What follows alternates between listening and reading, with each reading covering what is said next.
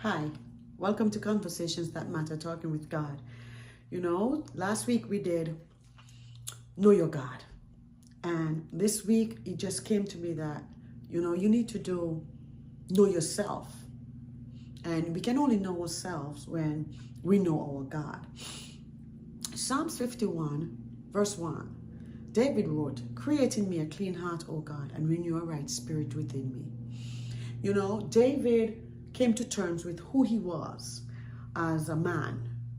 Even though the Bible says he was a man after God's own heart, he wrote the psalm, "As the deer panted after the water brook, so my soul longeth after you."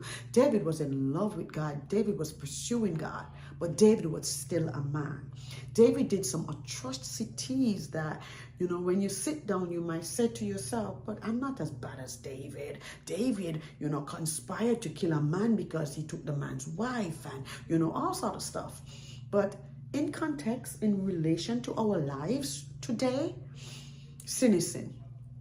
So it's like we are endeavoring to come to a place where we realize that it doesn't matter how far you think you are, how deep down in the gutters we think we might be, and God don't have no use for us. I've heard people say, "Oh, I can't go into church because if I go into church, the church is going to fall down on me. That's how bad I am." Well, as bad as you think you are or want to be, God is better. God can take you up out of any situation.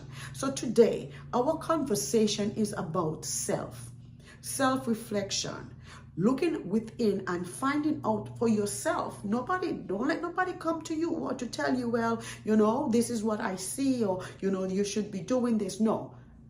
You need to know if you're contending for the faith. You need to know if you're in the faith. Only you know. We can speculate, we can make assumptions, but when we look at ourselves in the mirror, do you know yourself? Do you know yourself? Can you really and truly be honest with yourself and say, just like David did, "Create in me a clean heart, O God"? Because at the end of the day, the Bible talks about our heart. It is where the issues of life flow out. This is where the fruit of everything that we speak through our mouths, everything, how we act and treat each other, it resides and comes from the heart. So let's give God our heart so that he can mold it, shape it, fill it, renew it, repurpose it, bring us to a place where we can say, "God, I know who I am because I know who you are and you've called me your child." Just like you said, David is the apple of your eye. I know I'm the apple of your eye, and there is nothing God won't do to reach you so that you can stand and say, "I know my God, therefore I know myself." This is Conversations That Matter, Talking with God. May God bless you today.